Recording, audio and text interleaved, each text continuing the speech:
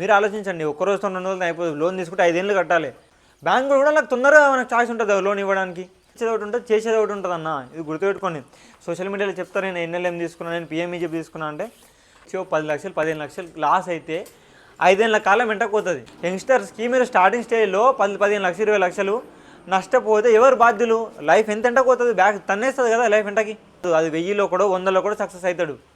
ఈరోజు మనం మాట్లాడకపోయే టాపిక్ వచ్చేసి, మనం చాలామంది డైరీ ఫామ్లో పెట్టాలనుకునే వాళ్ళు, కొంతమందికి ల్యాండ్ లేక లీజ్ ల్యాండ్ తీసుకుంటాం, ప్లస్ నేను లోన్స్ తీసుకుని డైరీ ఫామ్ స్టార్ట్ చేస్తాం, ఫైనాన్షియల్లీ సపోర్ట్ లేదంటే ఎవరు తప్పు అనుకోకండి. వీడియోలు చెప్తున్నందుకు ఉన్న వాస్తవాలు చెప్తా. ఏదైనా బిజినెస్ చేస్తున్నాం, అసలు బ్యాంక్ లోన్స్ ఎందుకు ఇస్తారంటే, మనం ఏదైనా బిజినెస్ స్టార్ట్అప్ చేసినప్పుడు ఫైనాన్షియల్ స్ట్రగుల్ కాకుండా గవర్నమెంట్ ఉన్న మనకు సపోర్ట్గా బ్యాంక్ లోన్స్ ఇస్తుంది.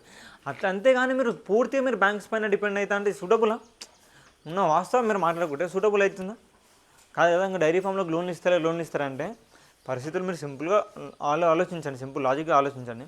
ఎప్పుడైతే బ్యాంక్ లోన్స్ తీసుకుంటే వాళ్ళు ప్రొఫెషనల్గా ఉంటారు. యాక్చువల్గా వాళ్ళకు ఒక బిజినెస్ ప్లానింగ్స్ అనేవి, ప్రాజెక్ట్ రిపోర్ట్ అనేది ప్రాపర్గా చేసుకొని దాని విధంగా బ్యాంక్ అమౌంట్ని ఏ విధంగా వాడుకుంటారో, దాని షెడ్యూల్ ఏంది, దాని విధానం ఏంది, ఇన్వెస్ట్మెంట్ ప్లాన్ ఏందని వాళ్ళకి పూర్తి ఎక్స్ప్లెనేషన్ చేస్తారు. వాళ్ళ దాని ప్లాన్ ఉంటుంది, బడ్జెట్ ప్లాన్ ఏందనేది, దానికి ఒక షెడ్యూల్ ఉంటుంది. కాబట్టి వాళ్ళకి ప్రిఫర్ చేస్తారు, బ్యాంక్ లోన్స్ తొందరగా ఇస్తారు. మీరు ఏదో ఫార్మర్గా పోయి మన తన ప్లాన్ ఉండదు, పాడు ఉండదు, ఏముండవు, నాకు లోన్ ఇవ్వమంటే ఎట్లా ఇస్తారన్న? సింపుల్గా ఆలోచించండి మీరు. ఫైనాన్షియల్లీ డైరీ ఫామ్లు అనేది ఏమవుతుంది, స్టార్టింగ్లో ఇనిషియల్ స్టేజ్లో ఎక్సెస్ ఆఫ్ ఇన్వెస్ట్మెంట్ పెట్టాలంటే ఎక్కువ పెట్టుబడి పెట్టాల్సి వస్తుంది. ఫామ్ కన్స్ట్రక్షన్ కానీ, లేకపోతే మెషినరీస్ కానీ, చిన్న మెషినరీస్ అంటే ట్రాక్టర్ కానీ, చాఫ్ కట్టర్స్ కానీ, పశువుల మీద దాని అది ఇదని చాలా ఖర్చులు ఉంటాయి. స్టార్టింగ్లో మనకి అమౌంట్ అనేది మన దగ్గర ఎక్సెస్ ఉండాలి. లేకుంటే ఏమైతే కష్టం అయిపోతుంది కదా ఎక్సెస్. మీరు మొత్తానికి బ్యాంక్ లోన్ తీసుకుంటే సడన్గా మొత్తం బ్యాంక్ లోన్ పెట్టేస్తే తర్వాత ఎడికింది వేస్తారు పైసలు, మీ తన పైసలు లేకుంటే. మళ్ళీ 3 or 4 మంత్కి మనకి ఇన్వెస్ట్మెంట్ ప్లాన్ ఖచ్చితంగా కావాలి డైరీ పెట్టుకుంటే. అయితే ఇది ఎవరికి చెప్తున్నా అంటే, మీరు 2-3 పెట్టుకుంటే 4-5 పెట్టుకునే వాళ్ళకి కాదు. డైరీ ఫామ్ అంటే ఫామ్లో ఫామ్ విధంగానే చేయాలి. మీరు 5 పెట్టుకుంటే 10 పెట్టుకుంటే డైరీ ఫామ్ దానికి విధం అన్నారు. అసలు మినిమం 20-30 పశువులతో స్టార్ట్ చేసి దానికి సూటబుల్ అవుతుంది లోన్. మీరు నేను 2 పెట్టుకుంటే 4 పెట్టుకుంటే 5 పెట్టుకుంటా అంటే దాన్ని అగ్రికల్చర్తో పాటు నడుపుకుంటే సూటబుల్ అవుతుంది. మేము డైరీ ఫామ్ లెక్కలో పోతామంటే నష్టపోతారు. ఇప్పుడు 5-10 పెట్టుకుంటే ఏమైందంటే, ఓ 10 ఎకరాల భూమి ఉండి వాటితో పాటు నడుపుకున్నామంటే సూటబుల్ అవుతుంది. లేదంటే కాదు కదన్నా, మీరు డైరీ ఫామ్ లెక్కలో పెడతా అంటే దాని లెక్క దానికి ఉంటుంది, దీని లెక్క దీనికే ఉంటుంది. ఇది నాన్ కమర్షియల్ లెక్కలు వస్తుంది, ఇది కమర్షియల్ లెక్కలు వస్తుంది. చాలా డిఫరెంట్ సెక్టర్ ఉంటుంది. ఇది సూటబుల్ కాదు కదా. మీరు లోన్ తెచ్చుకొని మేము పెడదామంటే, ఇప్పుడు ఆ 20-30 పశువులు పెట్టుకున్నాడు ఏం చేస్తా అంటే ఎక్సెస్ ఆఫ్ మనకి ఆ తర్వాత మన స్టార్టింగ్లో ఇన్వెస్ట్మెంట్ ఎక్కువ అవుతుందేమో బ్యాంక్ లోన్ తీసుకొని పెడితే, తర్వాత మనం 3 నెలలకు 4 నెలలకు ఇన్వెస్ట్మెంట్ సంవత్సరం వరకు పెడతా పోతున్నాడు పైసలు అని, ఏం ఆదాయం ఉండదు. ఇన్వెస్ట్మెంట్ సంవత్సరం షెడ్యూల్ ప్రకారం చేస్తూ పోతుండాలి.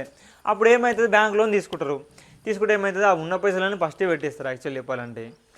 తర్వాత 3 నెలలకు 4 నెలలకు మన తన పైసలు లేవనుకో, ఇంకోరు ఉన్నారు, నా ఫ్రెండ్ ఉన్నాడు, అన్న పైసలు అన్న ఇట్లా అవసరం ఉంది మళ్ళీ ఇద్దామని అనుకుంటాం, తీసుకుంటాం. వాస్తవానికి ఇక్కడ టైంకి వెళ్ళాయి, ప్రాపర్గా ప్లాన్ చేయనప్పుడు టైంకి పైసలు వెళ్ళాయి, అక్కడ మాట పోతుంది. అట్లా మనం కావాలని ఇవ్వద్దని ఉద్దేశం కాదు, మాట పోతుంది. ఇలా స్ట్రగుల్స్ అయితే డైరీ ఫామ్ కొలాప్స్ అయిపోతుంది. అక్కడ ఈఎంఐలు కట్టలేరు, ఇక్కడ మిత్తులు కట్టలేరు, ఇక్కడ తీసుకుని అప్పు కట్టలేరు.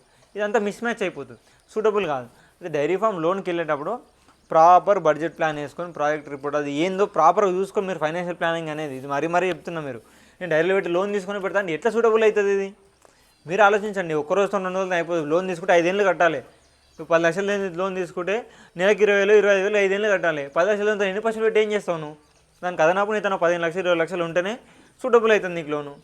లేకుంటే అయితే మిస్ మ్యాచ్ అయిపోతుంది, కష్టమైపోతుంది. చెప్తే ఏదో చాలామంది కూడా ఏదో విధంగా నన్ను రాంగ్ గైడెన్స్ ఇస్తున్నాను ఉద్దేశంకి వెళ్ళిపోతారు. ఇవి నిజాలు, ఉన్న వాస్తవాలు ఇవి. బ్యాంక్ లోన్స్ ఎవరికి సూటబుల్ అని అర్థం చేసుకోవాలి మీరు కూడా. వాళ్ళకు బ్యాంక్ లోన్ నేను చూసిన వాళ్ళు కూడా ప్రొఫెషనల్గా వాళ్ళు బడ్జెట్ ప్లానింగ్ అనేది చేసుకొని లోన్ని ఏ విధంగా వాడుకోవాలి, ఏ విధంగా ఏ సెక్టర్లో యూజ్ చేసుకోవాలని సెక్టర్ దాన్ని డిసైడ్ చేసుకున్న తర్వాత యూజ్ చేసుకుంటారు, లోన్ అనేది తీసుకుంటారు. బ్యాంక్ కూడా నాకు తొందరగా మనకు ఛాయిస్ ఉంటుంది లోన్ ఇవ్వడానికి. బ్యాంకు కూడా దానికి డౌట్ ఉంటుంది కానీ మీరు కట్టరా అనేది ఉన్న పరిస్థితి. డైరీ ఫీల్డ్లో లోన్ కట్టేది అనేది చాలా తక్కువైపోయింది. ఇది ఉన్న వాస్తవం. ఎవరు అన్న వాస్తవం చెప్పాలంటే సోషల్ మీడియాకి రియాలిటీకి చాలా తేడా ఉంటుంది. కనిపించేది ఒకటి ఉంటే చేసేది ఒకటి ఉంటుంది అన్న. ఇది గుర్తుపెట్టుకోండి. సోషల్ మీడియాలో చెప్తారు నేను ఎన్ఎల్ఎం తీసుకున్నాను, నేను పిఎంఈజీ తీసుకున్నాను అంటే ఫైనాన్షియల్గా ప్లాన్ చేసుకోండి. మీరు ఎవరో మాట వినకుండి ఏది చెప్తే నమ్మకండి అన్న. చాలా స్ట్రగుల్స్ ఫేస్ చేస్తారు. అయితే నేను ఇన్స్టాగ్రామ్లో పెట్టే వీడియోస్కి చాలామంది కామెంట్ చేస్తున్నావు, రాంగ్ గైడెన్స్ ఇస్తున్నావు అంటే యంగ్స్టర్స్ 25 to 35 మధ్యలో వీళ్ళు డైరీ ఫీల్డ్కి వస్తారు. డైరీ ఫీల్డ్కి వచ్చి 10 లక్షలు 15 లక్షలు లాస్ అయితే 5 ఏళ్ళ కాలం వెంటకపోతుంది. ఎవరు నష్టపోతాడన్న? నేను అనే మాట తప్ప అంటే 5 ఏళ్ళ కాలం వెంటకపోతుంది. తరం అనేది వాళ్ళు ముందడుగు అనేది వేయలేరు. వాళ్ళు ఏం చేయాలి అప్పుడు? ఆ పరిస్థితి లాస్ ఎవరు భరిస్తారు? నువ్వు భరిస్తావు కామెంట్ చేస్తాను, నేను భరిస్తానా?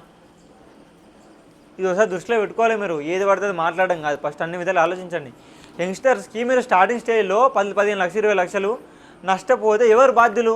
లైఫ్ ఎంతకు పోతుంది, బ్యాక్ తన్నేస్తుంది కదా లైఫ్ ఎంతకి. మళ్ళీ రికవరీ కావడం అనేది అందరితో సాధ్యమైన పని కాదన్న. దానికి ఎంత స్ట్రగుల్స్ పడాలి అనేది ప్రజెంట్ నేను చూస్తున్నాను. ఇప్పుడు ఒకసారి లాస్ వచ్చిన తర్వాత బయటికి రావడం అనేది అంత ఈజీ కాదు. అది 1000లో కూడా 100లో కూడా సక్సెస్ అవుతాడు. అందరూ బయటికి రాలేదు, ఇది ఉన్న ప్రాక్టికల్ నిజము. ఎవడో యూట్యూబ్లో ఎన్ని వందలాది వేలాది యూట్యూబ్ డైరీ ఫామ్లు ఉన్నాయి. అలా యూట్యూబ్లో 100లో కూడా 1000లో కూడా ఎవడో వచ్చి నేను ఇన్ని లాస్ అయిన తర్వాత నేను సక్సెస్ అయినా, నేనే అనుకోండి ఒక మాట, సక్సెస్ అయినా అని చెప్తాం, అవుతున్నా అని చెప్తాము. యూట్యూబ్లో ఎన్నో ఉంటాయి అన్న, ఆ 100లో 1000లో వాడు ఉన్నాడు ఆ సక్సెస్ అయినా అని చెప్తాడు. అది అంత ఈజీ కాదు, అంత సింపుల్ కాదు. ఎన్నో స్ట్రగుల్స్ చూడాలి, ఫైనాన్షియల్ బ్యాక్ సపోర్ట్ లేనిది కష్టమైపోతుంది.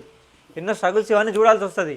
మీరు ఏదో ఆలోచన చేసుకొని ఏదో నేను డైరీ పెట్టొద్దని నాకు ఎందుకు చెప్తా చెప్పు.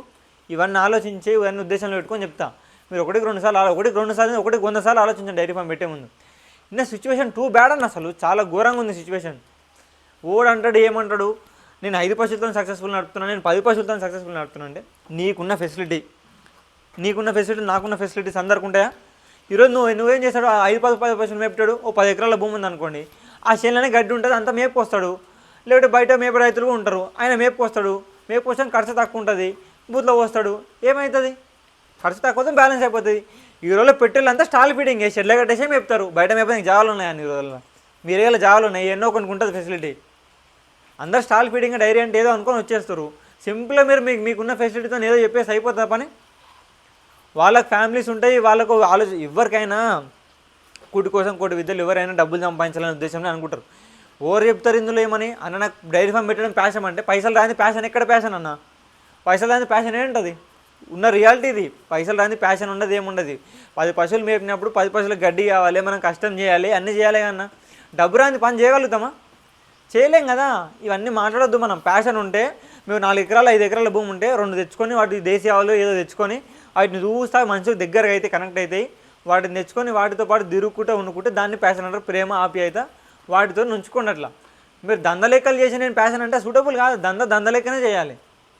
ఇది కమర్షియల్ అయిపోయింది. మీరు ఎన్ని చెప్పినా కానీ ప్యాషన్ ఉంటే 4 పశువులు తెచ్చుకొని యథార్థంగా హ్యాపీగా పొద్దుగా లేచి ఆ చేనులను అన్న తింటుంది, అలా కట్టేసుకొని ఇచ్చిన పాలు వండుకొని హ్యాపీగా ఉండండి. అది ప్యాషన్, అది వేరు. మీరు మొత్తం దీని మీద వచ్చినా దీని లెక్కలనే చేయాలి. నేను డైరీ ఫామ్ ఒక లెక్కలు నేను ఒక లెక్కలు ఉందంటే ఏడ మ్యాచ్ అయితే మిస్ మ్యాచ్ అయిపోతుంది. 1-2 సార్లు ఆలోచించుకోండి, 1000 సార్లు కూడా ఆలోచించుకోండి, తప్పులేదు. ఆలోచన పెట్టే ముందు 1000 సార్లు ఆలోచించినా తప్పులేదు. ఇంకా దట్స్ యువర్ ఒపీనియన్ అన్న. కంటెంట్ నచ్చితే మాత్రం మన ఛానల్ని తప్పకుండా సబ్స్క్రైబ్ చేసుకోవడం మాత్రం అస్సలు మర్చిపోకండి. ఈ వీడియోని మీ ఫ్రెండ్స్ మీ తోటి వారికి కూడా ఎవరికైనా షేర్ చేయండి. కింద మీ అభిప్రాయాన్ని కింద కామెంట్ చేయండి. Thanks for watching guys.